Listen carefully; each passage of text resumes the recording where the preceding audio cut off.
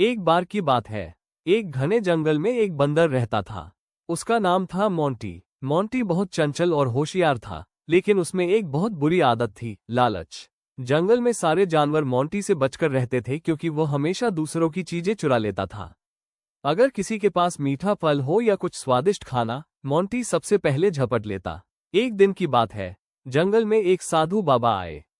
उन्होंने जानवरों को आवाज लगाई और कहा, जो कोई भी अपनी सबसे प्यारी चीज छोड़ देगा, उसे मैं एक जादुई फल दूंगा जो खाने से सारी इच्छाएं पूरी होंगी। सभी जानवर सोच में पड़ गए।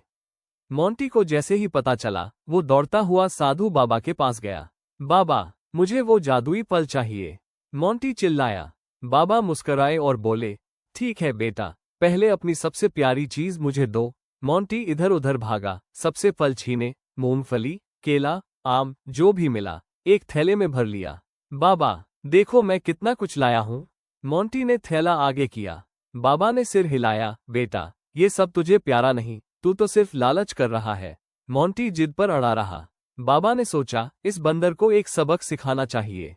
उन्होंने मोंटी को एक चमकता हुआ फल दिया और कहा, इस फल को तभी खाना जब कोई और चीज न हो पास में। मोंटी फल लेकर बहुत खुश हुआ, लेकिन जैसे ही वो बैठा खाने, उसे कहीं से केले की महक आई। वो जादुई फल एक पेड़ पर टांग कर केलों की तलाश में चला गया। पर जैसे ही वो वापस आया, जादुई फल गायब था। सामने लिखा था, लालचियों के लिए जादू नहीं चलता। मोंटी बहुत उदास हुआ।